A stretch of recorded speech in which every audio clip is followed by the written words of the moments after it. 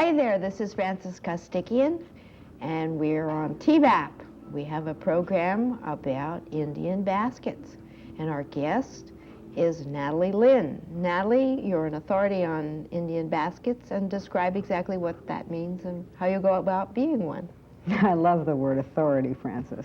Actually, I am a dealer and collector. I love the authority, by the way. Well, you also have some volunteer hat that you wear with the Art Museum. Yes, I'm the volunteer conservator of American Indian basketry, which means I'm the cleaning lady for Indian baskets. Well, and they come to you when they want to know about That's things. correct. And how did you happen to get into baskets? Well, it started about 8-9 years ago, and the craze when plants were in, and you had plants all over your house, in pots and baskets. Well, I had plants all over my house. In fact, there's still hooks on the ceiling, and I happened to buy a basket by mistake and was told it was an American Indian basket. Soon to find out it was not an American Indian basket, and I swore from that day on I was never going to make the same mistake again. And it's like eating potato chips. You cannot stop with one Indian basket. You have to keep procuring them, yes. And where do you find them? All over well, actually all over the world, but basically I find them in all over the United States and Canada.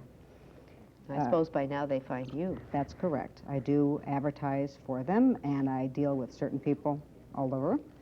And basically some of the major ones come from the East, because the Easterners are so willing to, and want baskets so badly, they are willing to pay very top dollar, and that is where I have to many times procure certain baskets for clients of mine. So it's become really a business, which started out as a fascination. Starts as a hobby, fascination, right, and turns into a business.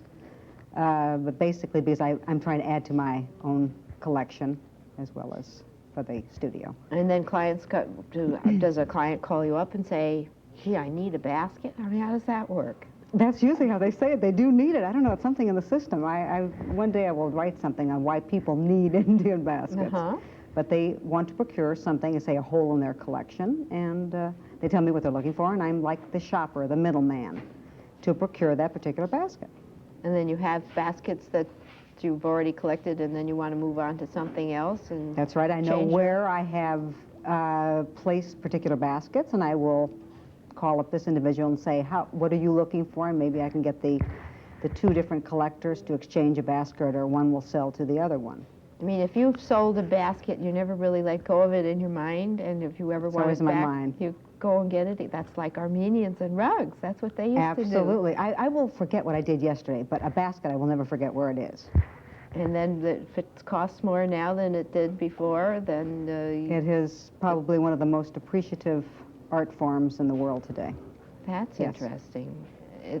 Are museums involved with this, or is it mostly people? Oh, absolutely. Museums as well as people, basically the Europeans even, the Orientals, Europeans, they're very much into basketry. Indian art in general, but basketry specifically is what I am in. And they are doing this for investment and enjoyment also. And they send their European curators to auctions and shows in the United States, and to fill in for holes in their own collections at the museums. This is very interesting, and we've been tantalizing with the people who are our audience here, because we've just been talking about baskets, but obviously here in the studio we haven't any baskets to show them.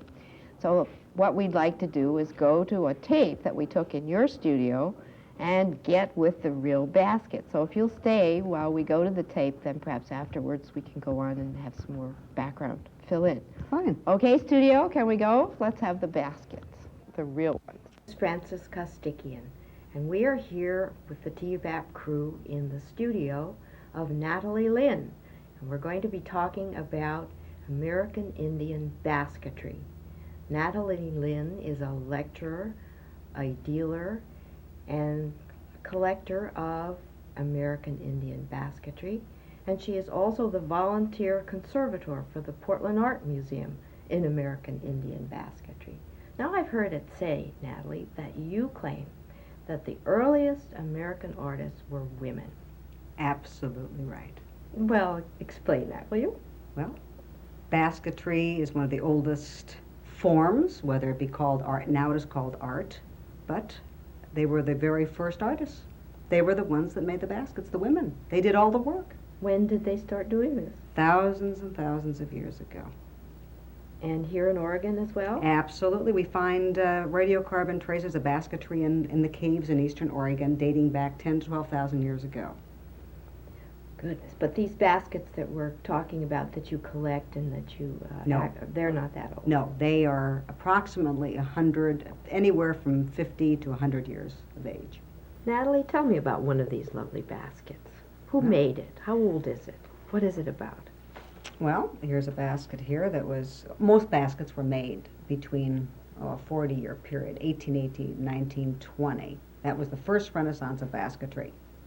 This is a basket that was made by a woman. Listen real hard. Has a rattle in it. Cute little story about this basket. This was made by the Tlingit ladies, and zoomorphic design. They put their treasures in here. It was like their burglar alarm. Oh, if They could hear someone taking the lid off. However, that's just a cute little story, and the actual fact is the Tlingits made wood rattles, and the women made baskets with rattles in them.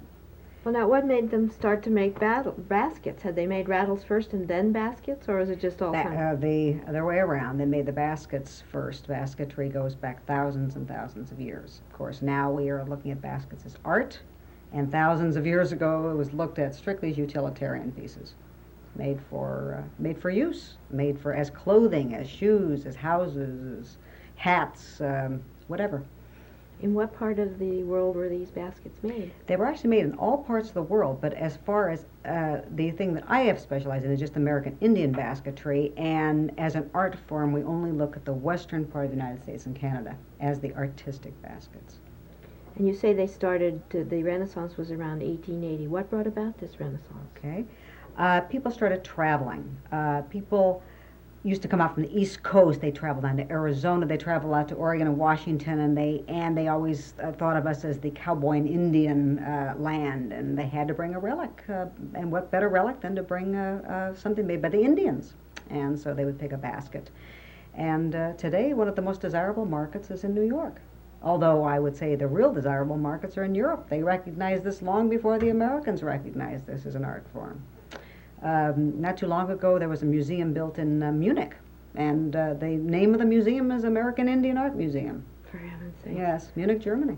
Well, now, it sounds to me as if the coming of the white men must have had an impact on basket making. Absolutely, a very desirable impact in a way, because when the Americans started realizing that this was an art form, the Indians started putting more work and more design into their baskets. Now, show me one that's got a particular design. And tell me Okay, about it. I'm going to show you one that has actually a white man's design. Yes. It's an Indian basket. It's made of tules. As a matter of fact, made in Oregon. Tules like weeds that you'd see in the backyard. It's got little Victorian roses. It has huh? Victorian roses, and it does not have the shape of an Indian basket per se, but a shape that an Indian thought that a white man might like. And this basket would have commanded a great price because the Indian must have seen the little white ladies working on petty point or something like this, and she incorporated the roses into her basket. Perfectly symmetrical basket, lovely basket, but made of weeds.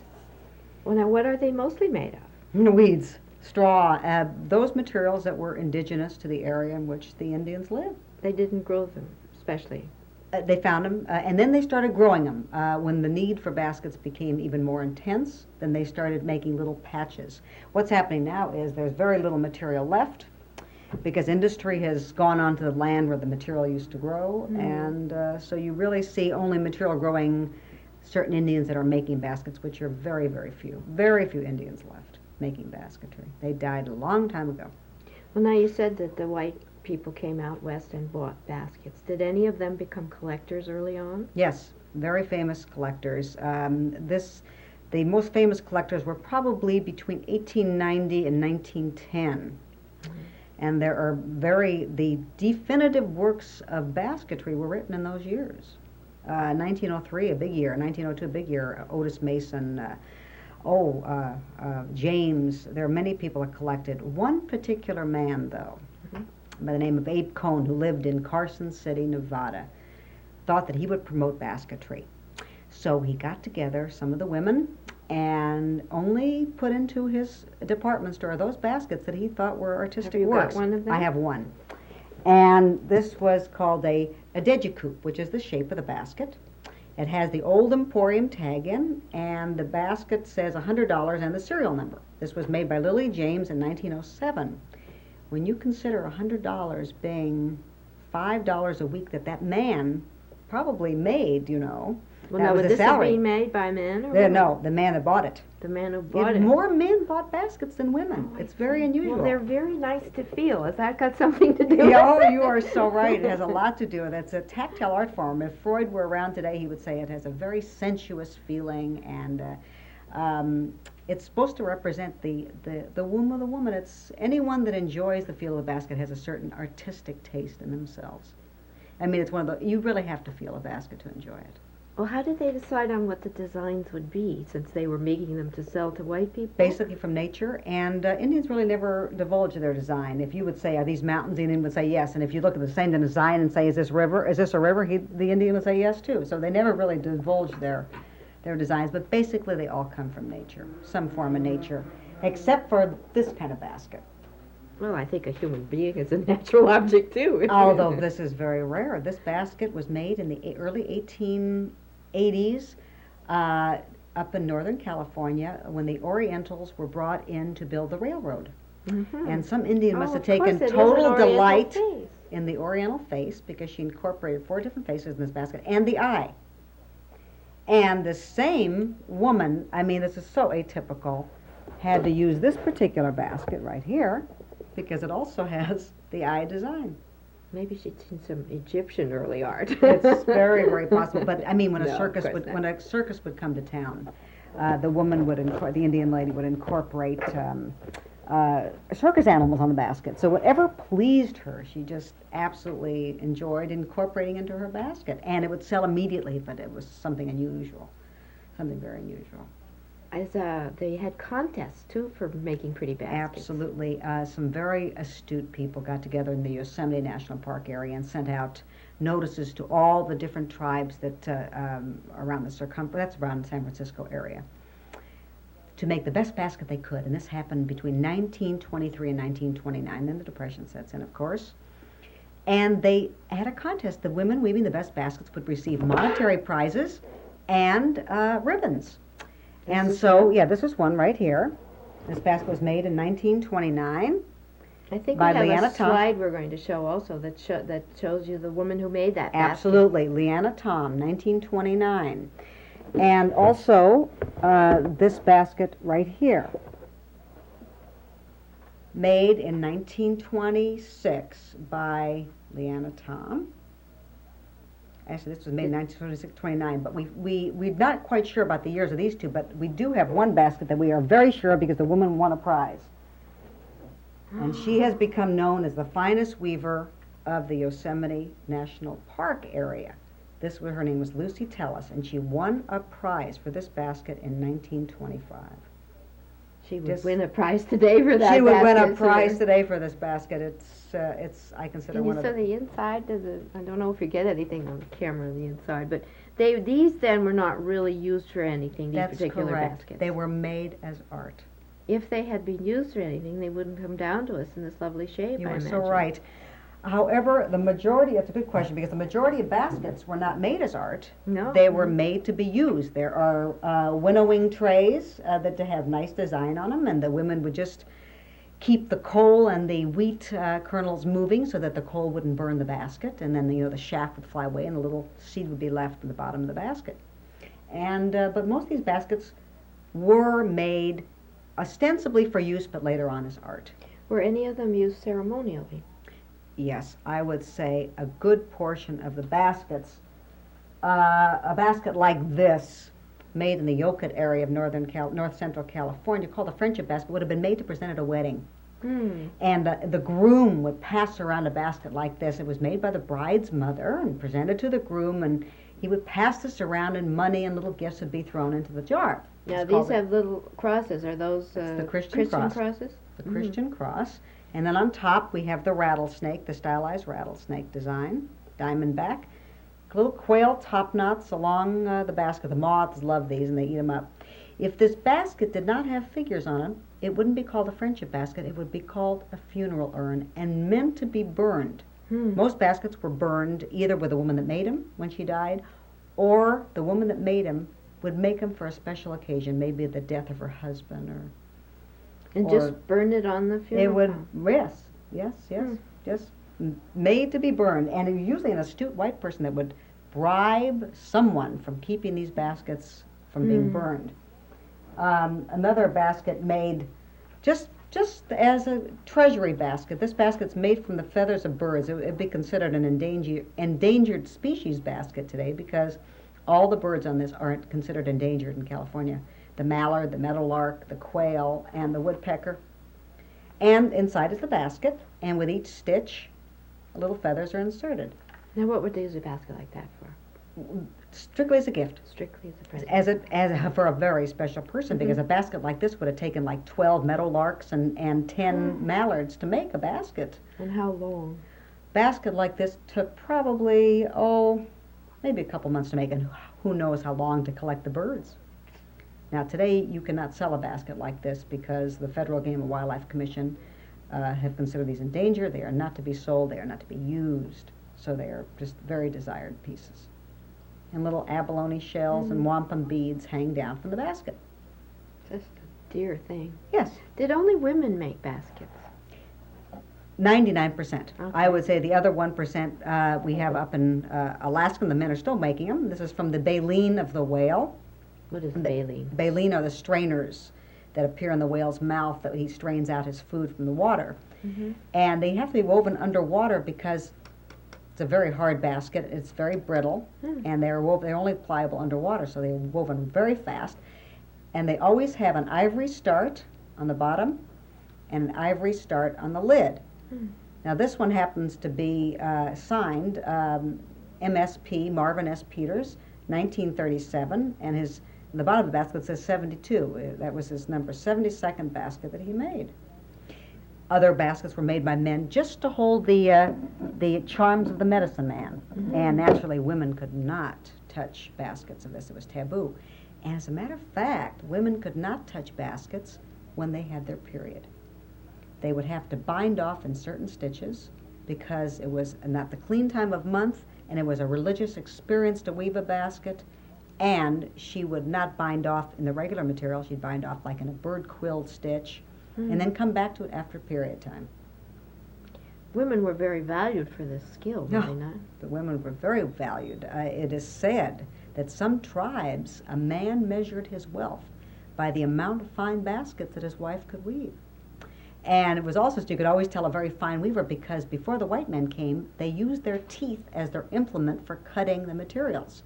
So they used to say you could tell a fine woman by the amount of her two front teeth were ground down. She would take she would refine the materials through her mouth, and long enough time you would ground down your front teeth. But considered very desirable in certain tribes. That meant that the woman was helping her husband, and sure enough, that's how they assessed their wealth in a few tribes. Well, now today, people collecting baskets. Where does the second renaissance of basketry, because today we are really noticing this as an art. And what is happening is the leading auction houses in the world are starting to promote baskets, and they want baskets, and needless to say, the price goes up, and everyone wants to get in on the act, So right in 1973 to ad infinitum of years, who knows, basketry, as far as I'm concerned, is considered a very desired art. Well, it's a dead art. Is it because there are no new ones being The made? Indians are not making these. A few tribes left that are making baskets. Some of the women are doing a beautiful job. Most of the women are doing just a very poor job, just to sell, as they sold maybe at the turn of the century for the people traveling to pick up a little souvenir.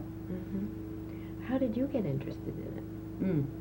Well, being a teacher by trade, I taught about the Indians when I lived in California, and came up to Portland and decided I love baskets. Around the time that basketry became popular was when the plant craze started. People had plants all over their houses, and plants and basketry, and accidentally bought a basket, found out it was an Indian basket, later learned it was not an Indian basket. And well, now, how do you mean it found out it was an Indian basket? Now, that we're talking with Natalie Linn. I don't know, we haven't identified in some time, but you bought a basket where? I really think people would like to know. I bought a basket at an antique shop, and the Okay. woman told me that it was an Indian basket. Okay.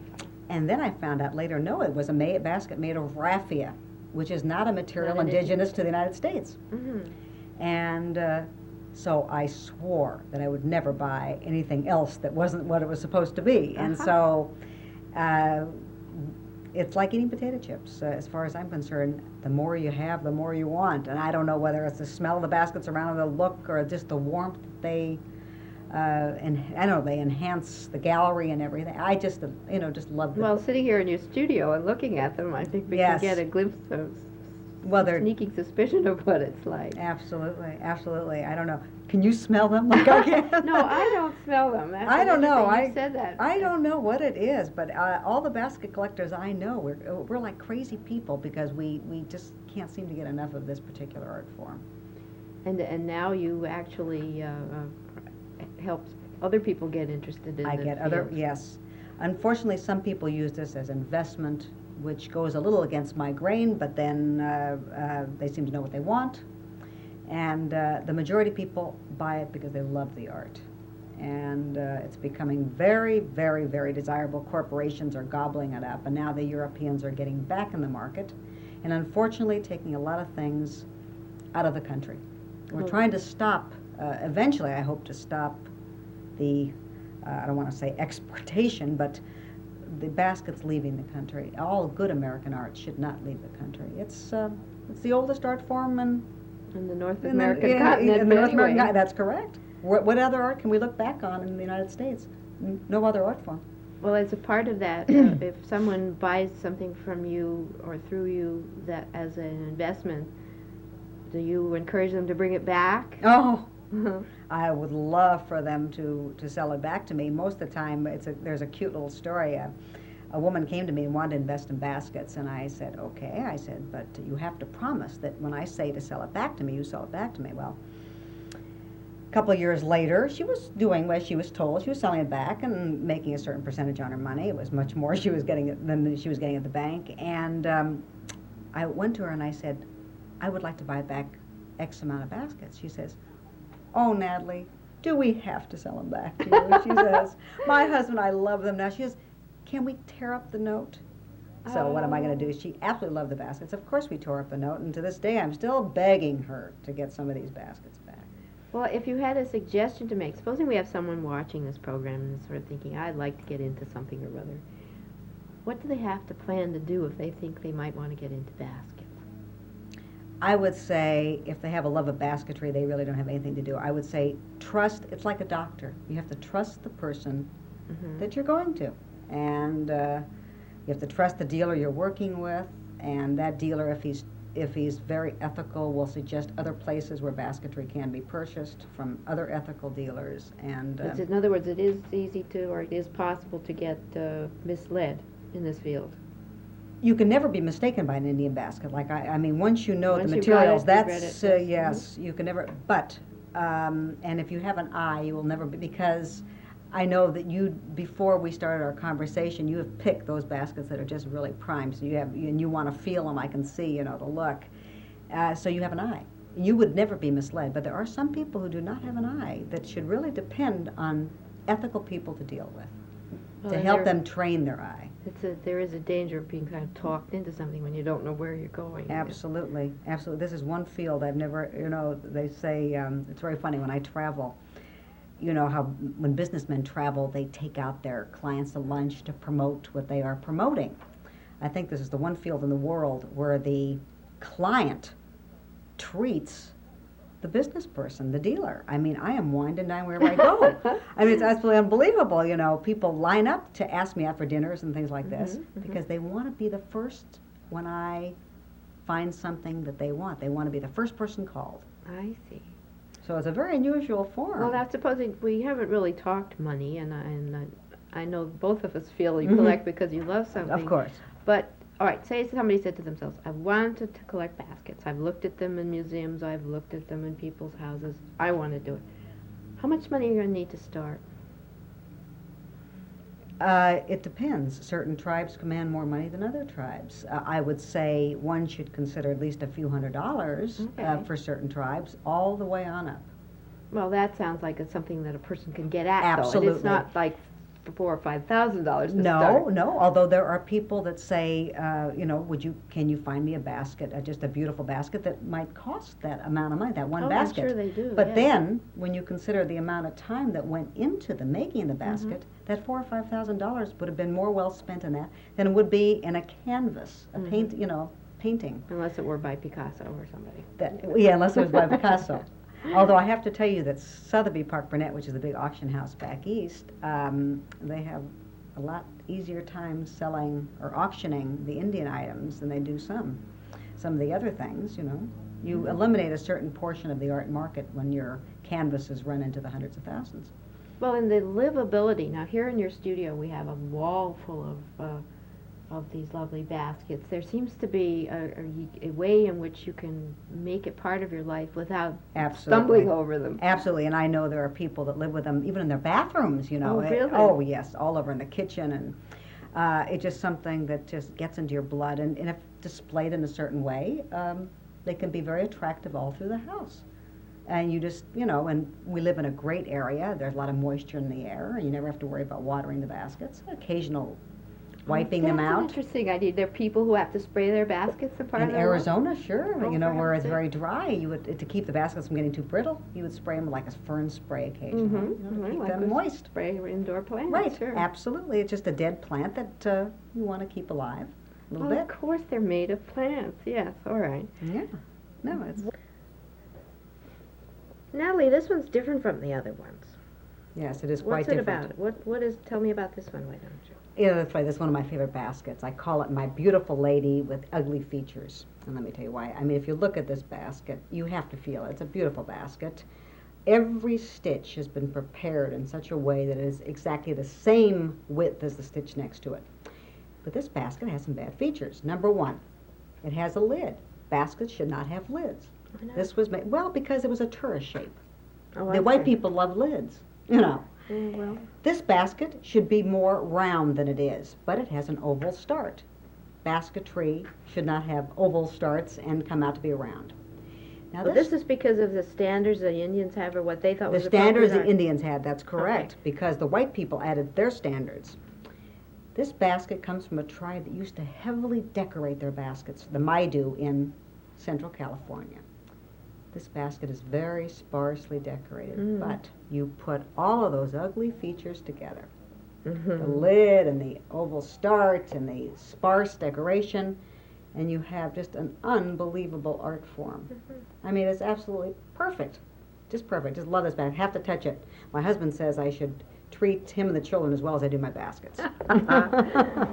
Well, you have some others that look something like this, too, on the table. A little bit, but as far as form, we have here a hat that was made probably around 1910, around that era. Well, now tell us about, everybody wants to know why it has swastikas on it. That's right. Not a desirable, some interesting stories about swastika. One of the oldest design elements in the world. Goes back in Oriental art, Egyptian art, African art, you name it, it's part of that art. And as I said, 1910 was long before the Nazi period. Rudyard Kipling used it as his colophon also. That's right. Now, it was a known fact that many of the Indians, after World War II, when they saw what had happened to this design element, started burning every basket they could find with swastikas, which was kind of upsetting because the actual design means sun or where paths meet or whirling logs. This was a hat. It was worn as a ceremonial hat, a little big for me because it wasn't meant to be fit over the head. It Sort of a lies on Jackie top. Kennedy hat. Yes, it lies on top like a little pillbox. Lies on top of the head. This basket here is the same tribe, Hupa, from Northern California. No decoration whatsoever. Strictly made to be worn during the mourning period that a woman would be mourning for a loss, a dead husband. And then burned after the year of mourning. Now, someone usually asks me at this point, why then do you have this basket if it's meant to be burned? Well, evidently, could be this woman died in the first year of mourning for her husband, and someone just did not burn the basket, and it was not burned with her. Very undecorated, a widow's cap they're called. Very, very highly sought after, but not until recently did we know what they were used for. And we have another basket here that's waiting for the story. Oh, yes, the story. A Tlingit basket, another Tlingit, with beautiful colors. The orange would be on this basket, salmon egg coloring, and the black is natural. It's a whale, isn't it? Yeah, that's a whale. Uh-huh. Maidenhair fern and the mask design. And how they kept the dyes in, they used the urine of children. Children? Mm. Yes, yes, that was the mordant. The urine holding the dyes in. This is considered a berry basket, but a work of art. This basket would never have been made for berries. It would have been made for sale. It's just one of those beautiful, beautiful baskets. Highly sought after. Woven, the design doesn't show through on the inside. It's called false embroidery, where the woman has just caught the outside foundation to catch the design. Very highly desired piece from the Tlingit tribe in Alaska.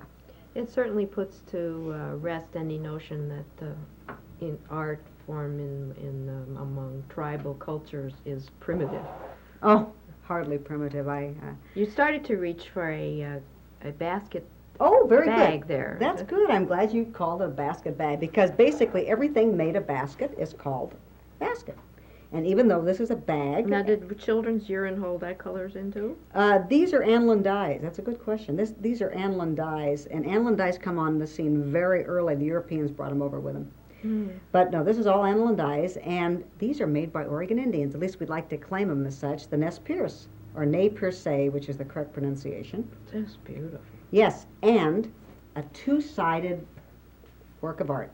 The decorators are loving these now because they're putting them in frames. Well, now that's something, because we talk about this as something people can do. And the frame that you have this in is a simple Maybe you could hold frame this, that comes Frances. from any art store. Oh, sure. And all you do is take apart it's difficult to take apart while you're sitting down. And trying to take it apart, but it can be changed. You just change the art form. If you get tired of one side, put it up try to on do your that wall. with a painting, and you might be There you upset. are. You don't have to go out and have an expensive frame. You've got a wonderful Yes, they frame call right there. them... It's probably shiny on the... They call them the Payless Special, because... But it's wonderful. Oh, and it's it fantastic. fits, and it it's shows desired. it off. It's desired. And speaking about the Nez Perce, I have to show kind of an interesting... They carry these as purses, too. Oh, and what's this little American flag about? Little American flag. It's probably where you made put in the your change? 1920s. Little change in here, and then... There's a little business here that ties, Mm-hmm. and then you open it up and you put the change in there. Absolutely. Absolutely. It's funny because this flag has 50 stars on it, and this was made How did they know? 1920. It just, for symmetry, she used 50. It comes out better. And all the lines makes it look as if it's It's waving. waving. She just did a beautiful job. And again, it has a different design on the back. Now, what did they carry in those? It's such a It was a purse. funny shape. It Yes. doesn't hold much. I guess Doesn't people hold didn't much, carry- but you can see it does extend. And when these were larger, they were used on the horses because they're a little bit more eastern. And the farther east we go, the more horses we get. And the more horses we get, the less baskets we get. And they didn't have a lot of credit cards. They had to stuff it up. As a matter of fact, these particular Indians, a lot of Indians along the Columbia River made these, they call them corn husk bags. Mm-hmm.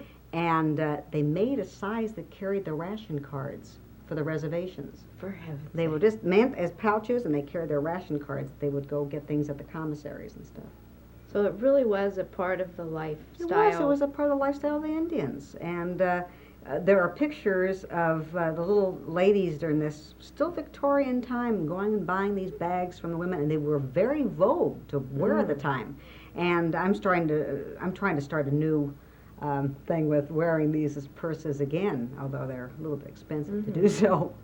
Is there any hope of them being made again so that we could have them as purses? As I say, there's a few Indians left that still might be making these, but the quality is just not what it used to be. And I would not be quite as thrilled to carry a piece that is made today because of the quality as I would have been made to carry this Well, now, bag. how many hours would it take to make something like that? Something like this, it's hard to say. Because if a woman spent good time on it, she could probably shoot something like this out in a month or two. or it might take weeks. You know, it just depends. As far as hours, I don't know, because time is really not measured it wasn't measured because it got to be measured that these would be traded for bars of soap. You know, so the hours.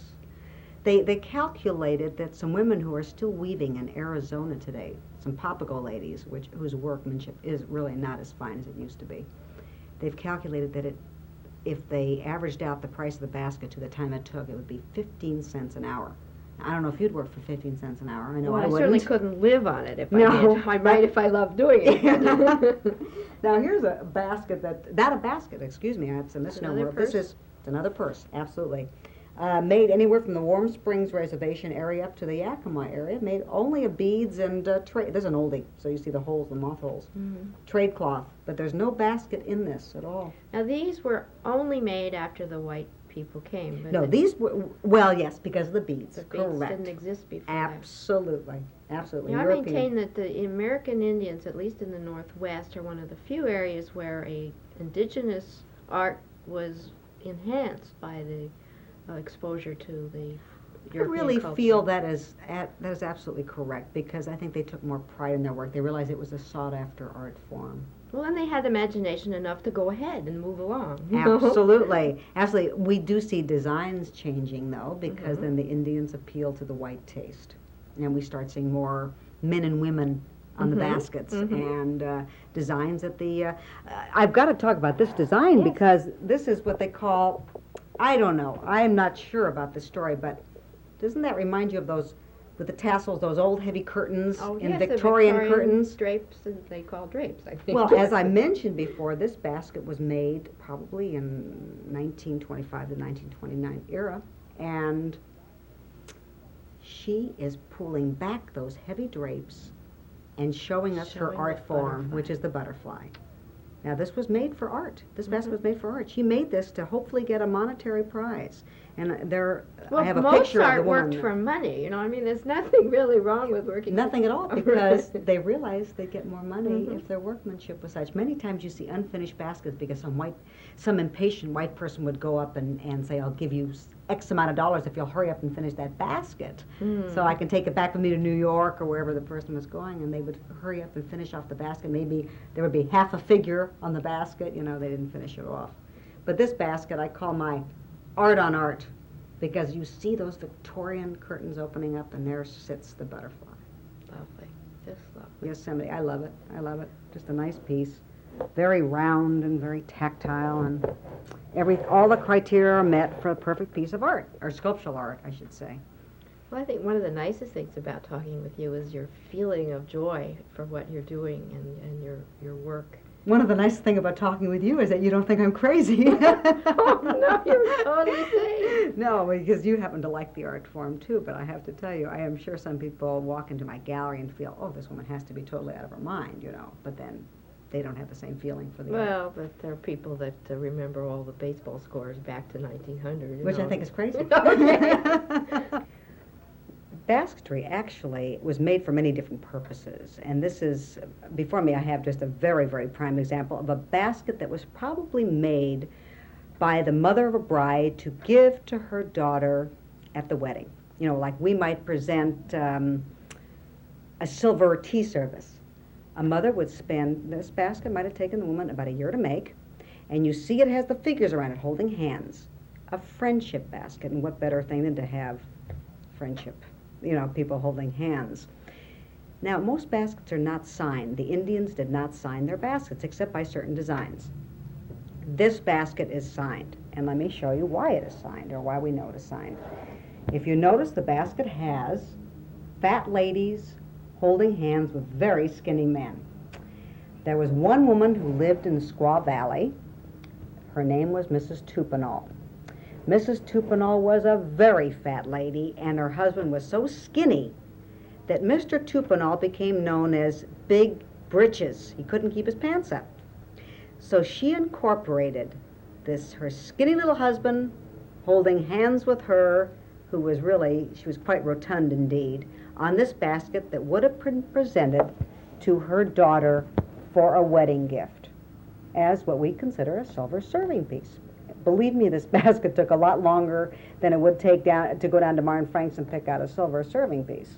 Now, what would the daughter use that basket for? Okay, a basket like this would have been used for storage, might have been used as a cooking basket. You know, they did cook in baskets. The hot rock. How did they cook in baskets? Oh, well, that's a good question. It was called the hot rock method of cooking. They'd mix up their porridge, their acorn porridge or what have you, inside, and they'd drop hot rocks from the fire, stir real quickly so that the hot rocks would not come against the sides of the basket and burn the basket. As soon as the porridge started boiling, they'd remove the rocks and serve from your cooking basket. However, a basket this size most probably would have been used as a storage basket.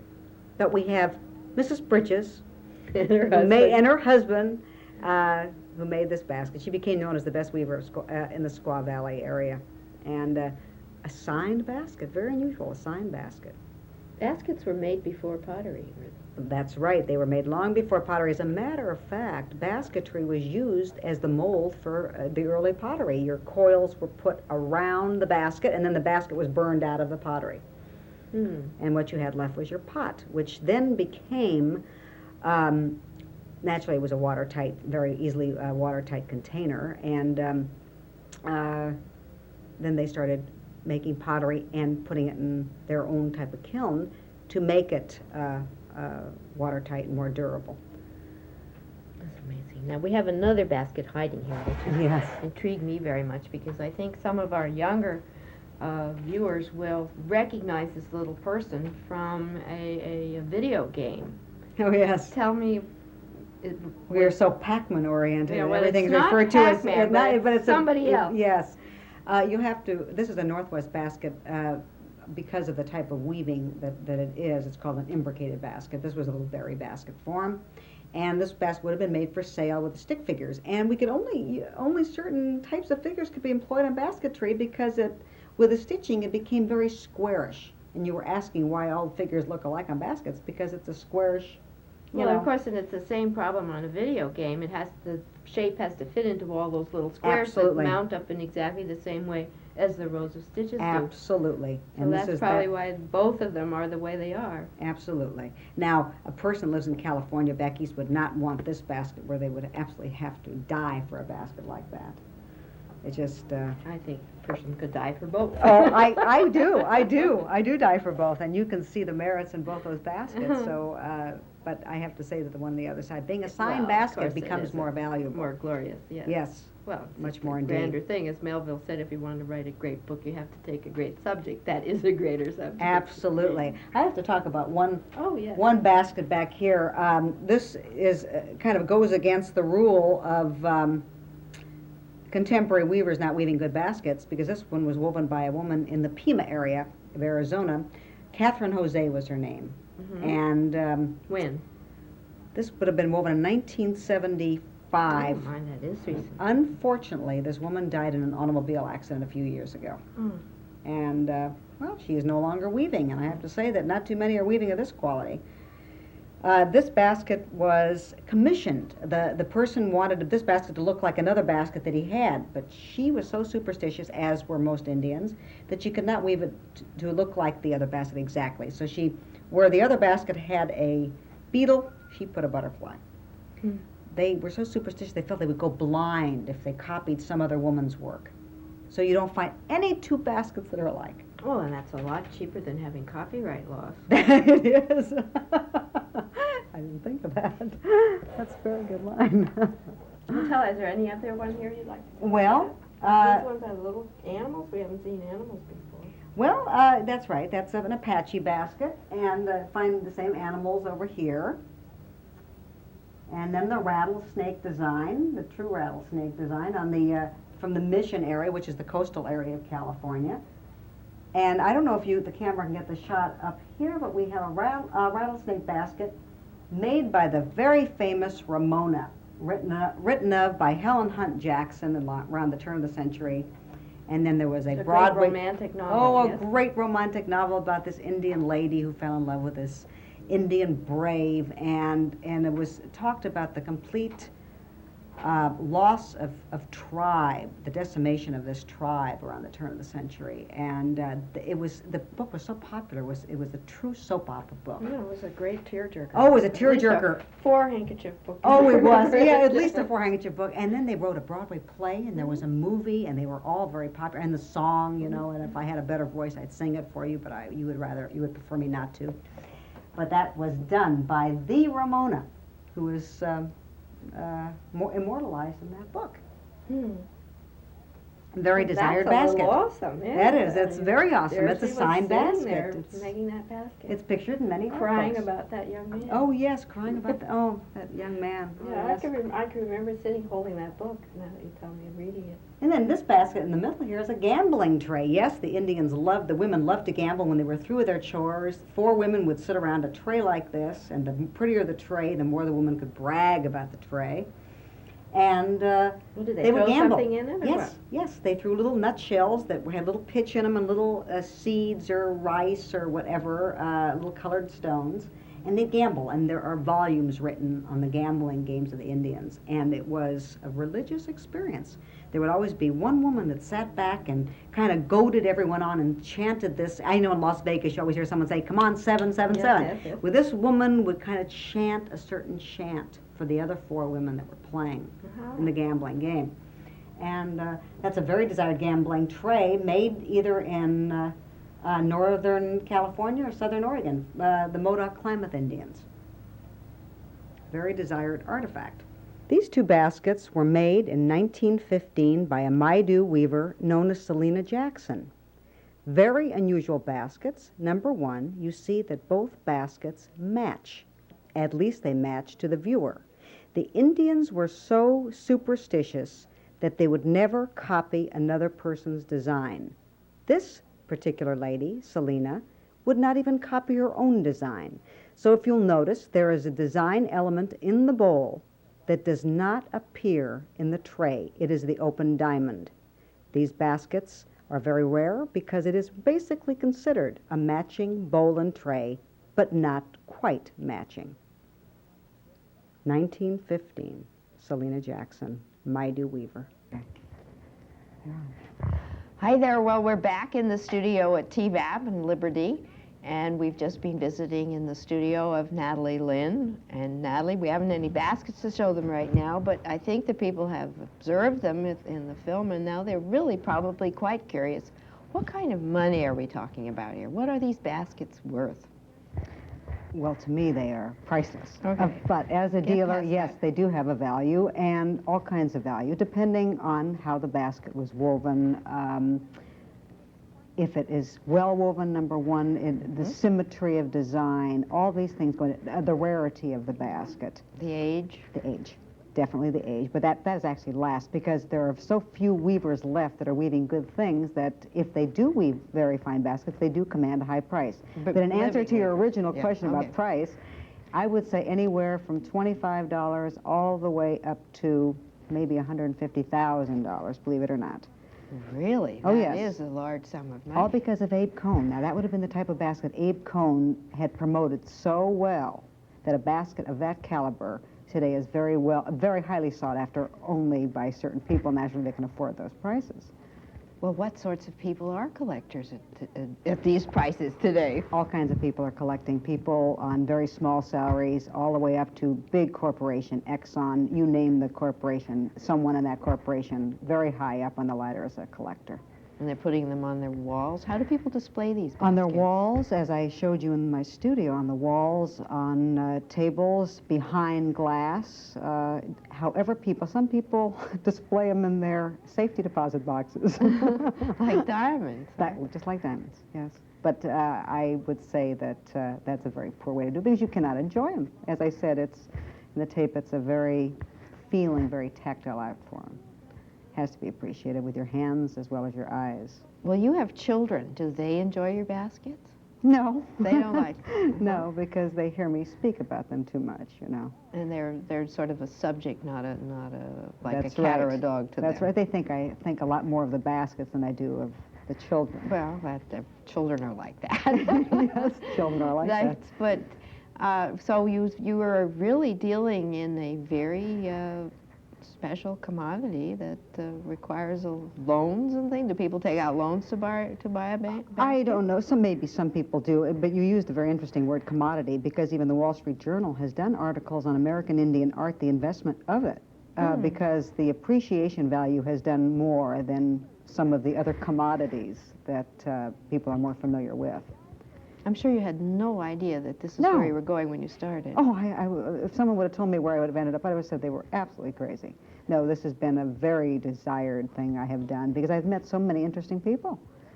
And unfortunately, the Indians that are left are trying to find the baskets to supply their museums on reservation lands, but it's very hard.